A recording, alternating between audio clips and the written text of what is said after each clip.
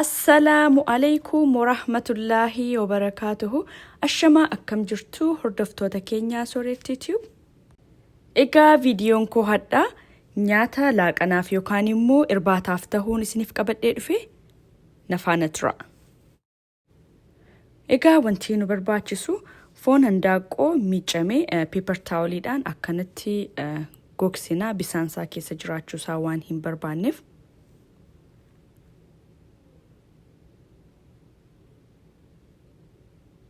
Egaa akkanatti sirriitti gogsinee booda kara coomasaa yookaan foon adiisaa irraa baafnee qaqallifnee murannee qopheeffanna.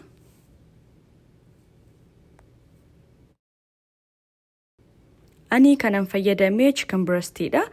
Chicken thigh illee fayyadamuu dandeessanii. Egaa jidduutti akkas dhooftanii booda bakka lamatti baqaqsitanii booda qaqallisanii murtuu kun immoo maaliif fayyada akka inni takkatu ibiddi seenee bilchaatu nu gargaara jechuudha.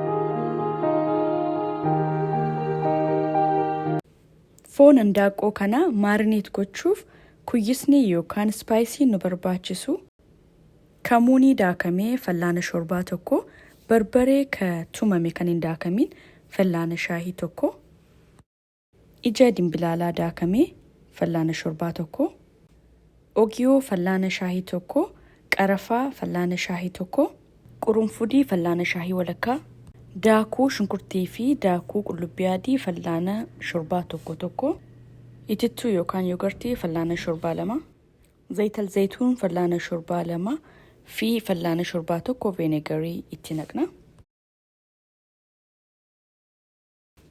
Itti dabaluudhaan daakuu furnoo fallaana shorbaa tokko waliin makna. Soogidda akka fedhii keessaniitiin. Hirdii walakkaa fallaana shaahii fi loomii yookaan xuxxoo cuunfaa isaa walakkaa saamurree itti naqna. Egaa namoonni chaanaala kanaaf haaraa taatan subscribe gochuudhaan maatii chaanaala kanaa taha. Kan immoo nu waliin turtanii guddaa galatooma.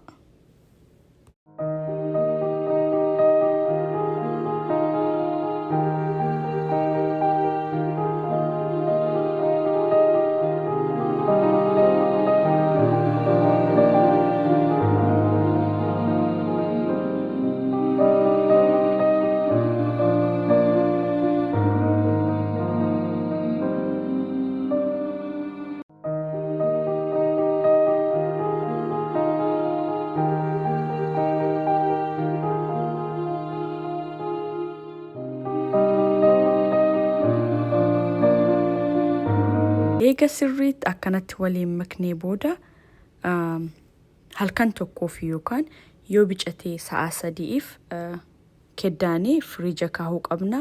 Yeroo waliin maknu gilaavii yookaan akka ammaan godhatti qabduudhaan odoo fayyadamne gaariidha. Ibidda keenyaa jiddu galeessa irratti gochuudhaan eega zayitatti naqnee ho'ee booda foon handaaqoo sila qopheeffannee itti naqnee bilcheessina. Yoo barbaadan ovenatti illee gochuu dandeessanii.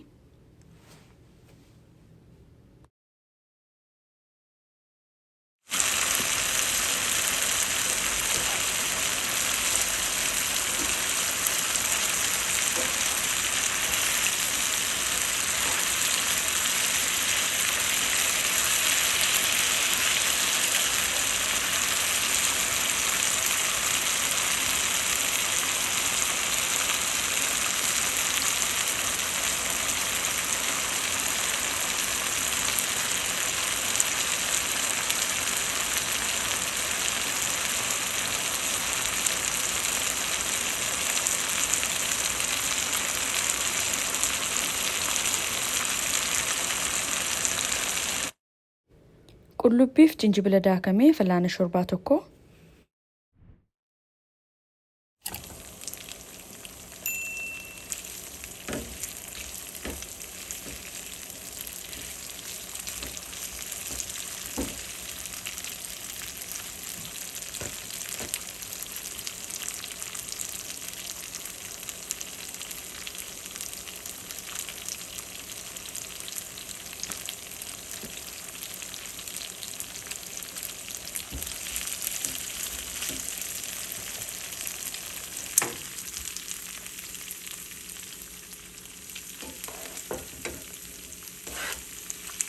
yeroo inni akkanatti bishaan isaa fixatee bilchaatee jedhu ibidda irraa baafna.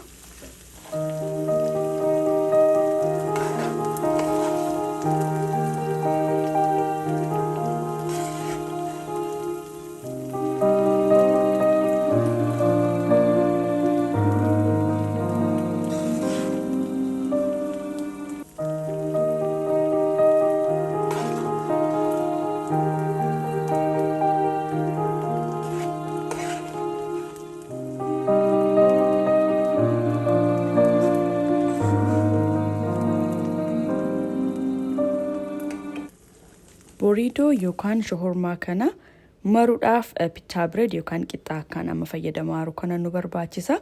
Soosii itti dibna. Salaaxaa, shunkurtaa, qaariyaa, dimbilaala waan feetan ndaaqoo keessanitti dabaltanii piikiliillee yoo qabaattan itti dabaluu dandeessanii. Soosii kana akkan itti hojjedhee waan viidiyoo narraa dheerateef isinitti agarsiisuu hin dandeenye. Dhiifamaa yoo arguu barbaaddanii maaloo koomantara naaf kaha. Video ittaanu irratti hojjedhee isinitti agarsiisa. Akkana amma maraa jiru kanatti nama salaaxaa hin barbaannellee taanaan irraa dhiiftanii maruu dandeessanii kan hafeellee bifuma wal fakkaataadhaan marra.